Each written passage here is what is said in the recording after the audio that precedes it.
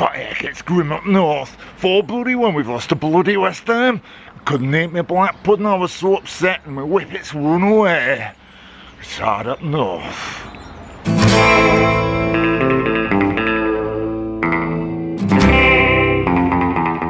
Hi gang, it's been quite a week at West Ham, hasn't it? Let's have a look at what happened now. Look.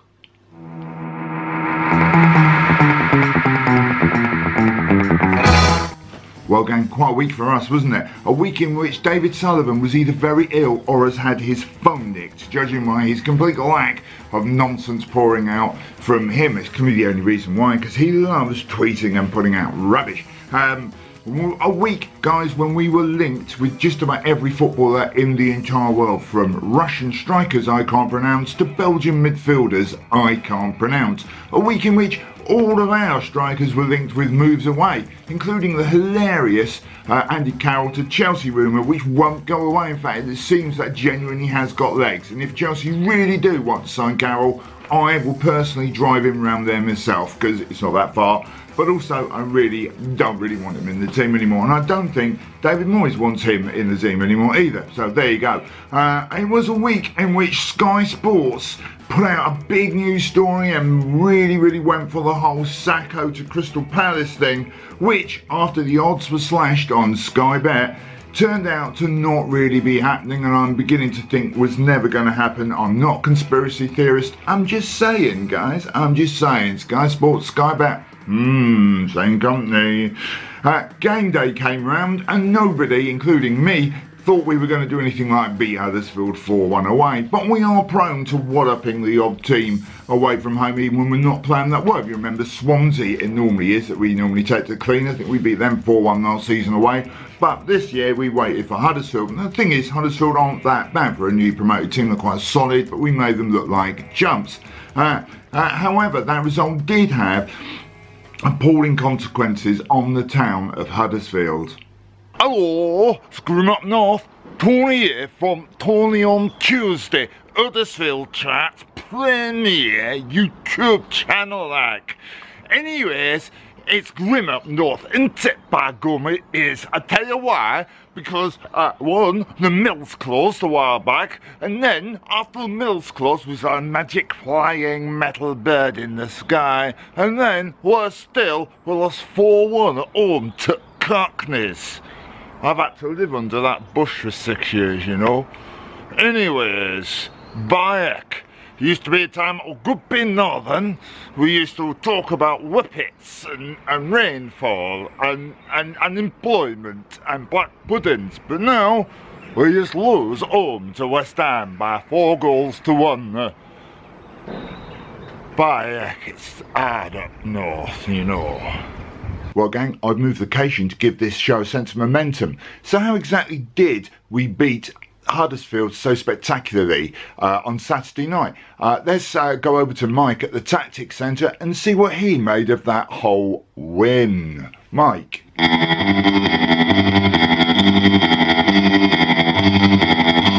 Thanks Mike. Hi folks, welcome to the Tactics Centre. So how exactly did West Ham go about beating Huddersfield, tactically speaking anyway, 4-1? Well, let's have a look at this brilliant piece of tactical display here. So what happened was, on the day, essentially what happened was, we used Marko Arnautovic here to bulldoze his way through the Huddersfield team, knocking them all out of the way. In fact, look, there's a couple more that need to go. And then Lanzini just came through and finished it all off.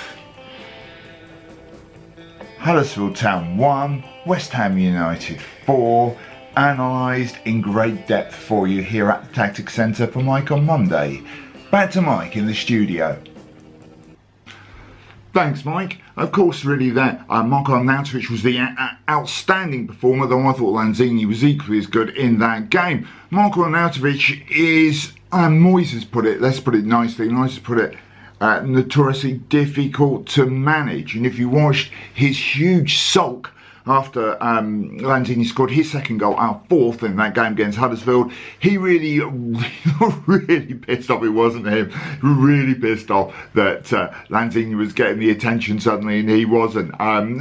let's face it, he's a nutter. He is proper loony bin. I've heard the rumour, a lot of people have heard the rumours that he's completely nuts when he's at Stoke, and then he's come here and you see the interviews with him like a surly, sulking teenager, even though he's 28, this giant kind of guy who just sort of rambles on it. I am here because I am here. I've given a French accent because I can't do the Austrian one, but you know, and he's just got that I'm a nut, that whole I'm a nutter thing about him, which is fine because let's face it, West Ham, we love a nutter. We absolutely love them. Paolo Di Canio, of course, is probably the most comparable nutter, guy who once pushed over the referee when he played for Sheffield Wednesday, loved having an argument with his own players during the game, loved arguing with the manager during the game, loved arguing with the opposition during the game, has got a fine line in hand gestures and weird fascist leanings. I'm not saying Arnautovic does, but he is from Austria, so hey.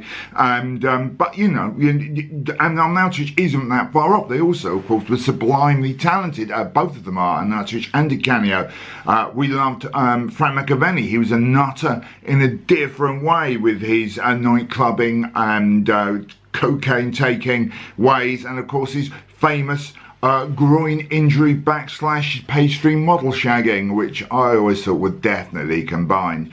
We always have right the way through to Julian, I'm going to kick you into row 7, dicks, and numerous other total bloody nutcases, and they're all heroes for us, and they really get down to the crux of a bit of identity for West Ham. And you know what? I'm beginning to wonder whether we have got a genuine identity beginning to return. I don't just mean the nutter thing, but look, I'm going to be controversial here because some people, I know I was talking to Gio a lot, and I was doing some stuff on the Hammers Chat and the other channel for them, and I was chatting to Gio after, and he was like, he really doesn't like Moyes. He wants to like Moyes, but he really doesn't like Moyes. He doesn't like the sort of long ball football. I don't think we're playing that much long ball football. I think Moyes is trying to find an identity for the team, and I'm like, thank you at last.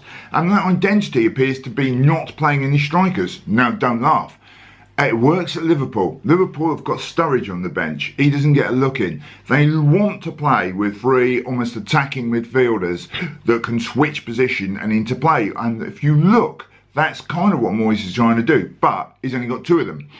Because he's got Lanzini and Arnautovic. Now they're interchanging and playing together really well. The other one he's playing at the moment is hilariously Cecchiati. Now, no, we all think of him as defensive midfielder. But if you look, against Spurs and against Huddersfield, he was actually playing on the right and almost as an attacking midfielder. Not a very good one because he's not very good at doing it.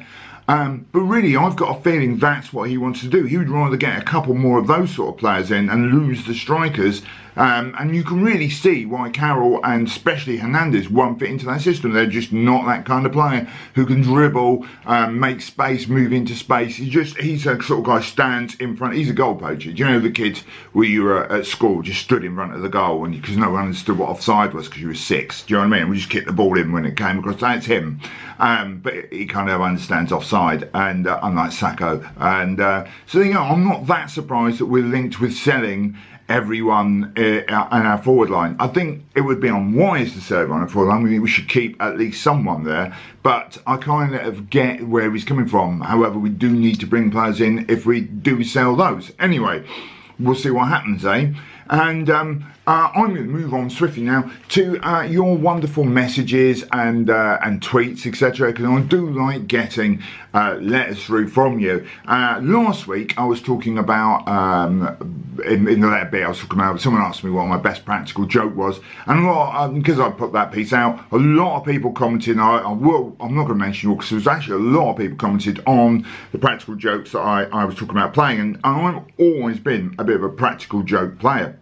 When I was young, I was always doing stuff and it was always just for fun. I once pushed one of my best friends, Michael Howlett, down a flight of concrete stairs, but I didn't mean any harm in it. It was just fun. I was just having a laugh. Also, I set fire to my neighbour's shed. Now, to me, that was I'm just having fun. Do you know what I mean? It was a bit of a laugh. Obviously, my neighbour was livid. He was shouting and screaming at me, you know, let me out, that sort of thing. And my face is burning, but, you know, I was just having a laugh. It's just a bit of fun. And I do think you have to put it in that sort of context. No harm was meant, even if there was harm. Anyway, thanks so much for all the messages you left below. Do feel free to comment below or tweeted me at WHUMike, and let's have a look at this week's best questions.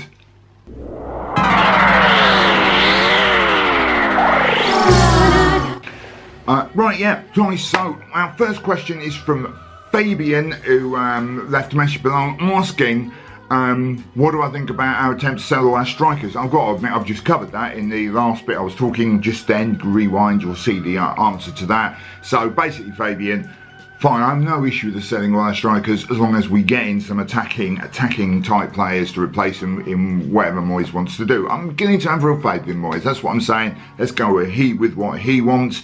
It's not, I don't have any loyalty to them. It's not like I think, oh, they're great players, I'd love to see them work. I think Chicharito could have worked in a completely different team, but we aren't a completely different team. So, if he goes, he goes. If he stays, I'm not bothered. Carroll I've never liked, and Sacco, I would have loved to have got rid of him last summer or the summer before that. There you go. Now, next question is, let me just check the name here, is from Anthony. Do I have any pets? Right, Anthony, no, I don't. Now, my wife, this is a bit of a weird argument thing going on here, because my wife really wants to get a dog, and she loves pets, and her screensaver on her phone is a picture of a random dog she's found on Facebook. Not our dog, we haven't got one, not our kids, not me, a random dog on Facebook, and that's fine. Do you know what I mean? Apparently, that's fine. If I do the same thing and have a random girl on Facebook on my phone, that's not fine, and we have to have a chat. It's all right for her to have a random dog on Facebook. I wouldn't mind a pet. I suppose a cat would be nice. Don't know. You guys, you cat, dog, budgie type people, let us know. Comment below, especially if there's a West Ham link to it. If we are going to get a pet, and this will be the compromise, I would want to call it Brooking, Devonshire, or McAvenny, I think. Any other good pet names, West Ham related ones? Loving to hear. Upton Park would be quite a good one. Great name. Imagine calling your dog Upton Park. Come here. Be brilliant. Anyway, next question. I hope I've covered that for you, Anthony. Is from Shirley. Am I gay? Thanks for that, Shirley. No, I know I dress a bit gay, and I've got to admit, I quite like the gay lifestyle. If you think about it, I moisturise, look after my hair, I love shopping for clothes and shopping generally. I go to the gym, and I eat healthily. I generally like a lot of the things which are to many people defined as the gay lifestyle, apart from largely the penis stuff. Not so keen on that. And musicals, probably even less keen on them, to be honest with you. So there you go. Thanks for that, Shirley. I'm not gay, but I have wife and kids. Mind you, so did Oscar Wilde. So maybe I am. Who knows? Finally, I've got one last question. Yeah, and Ryan B again. Hi, Ryan B. Definitely better than Ryan A, but may not be as good as Ryan C. Who knows? Anyway, Ryan, he's said to me, "Am I going to be one of the half dozen people or so at the replay against Shrewsbury?" Now, that brings us on to this week coming up. Obviously, we've got the replay against Shrewsbury on Tuesday at London Stadium. No, I'm not. That'll be the first game at the London Stadium that I've not gone to, and that includes friendlies, Euro qualifying things, replays, cup ties. That's the first one, and I can't go because I've got a prior family arrangement. It was a bit last minute, wasn't it? I mean, you only knew last weekend we were playing, and I'd already got a family commitment for that day, so I can't go. I'm really sad about that, but there you go. Is anyone going? Is anybody out there going to that replay? If so, let us know, leave a message, and maybe you can hook up with other people who are going. You won't just be spread right around the stadium. I think we'll win. It will be very dull and it won't be sexy at all, but I think we'll probably beat them 1-0 or something like that. A fluky long range shot or none of that will win it for us. But I will definitely be at the game against Bournemouth on Saturday. Really looking forward to that. Now, here is a conundrum for us against Bournemouth, right? Because we clearly are good at playing away on the break. And that's how the only way Moyes has really got us playing. He likes, and I don't think that's the fault of Moyes, I think that is all he's got to play with as a team. He's got a load of bloody midfielders who aren't that good at doing anything except getting in the way of the other team. He's got some reasonable defenders and a couple of good forward players. That's it. So all he does is he packs everyone in front of the goal and then launches counter-attacks to Arnautovic or Lanzini or Antonio when he's fair. And that is what works for us. But the problem is, obviously, when you get a team like Bournemouth come to our ground, we're going to have to break them down. I don't think we haven't got any width, we haven't really got any wingers. Do you remember when we had tons of them? Marko has the odd good game, but he's very on and off. He's great when he's good and a little bit average when he's not. We haven't got anyone down the right-hand side. If Chiarti's our best option on the right, then don't hold your breath there. So I don't really know. We're not particularly good at breaking teams down. Bournemouth aren't a bad team, not a particularly good team, but you know, I think it'll be a struggle. I think if we win it, it'll be by the odd goal. I'd love to say I think Arnautovic and Lanzini will be on fire, but we've never really seen that happen at our ground, and that's why, because we can't particularly play possession-based attacking game. We haven't got the players for it. We just don't. I would love to see us get the players to do it, because obviously I'm seeing to get older and I want to see us play great football, but I can't see it happening in the near future. So thanks very much for all of your comments on that. Please do leave comments below.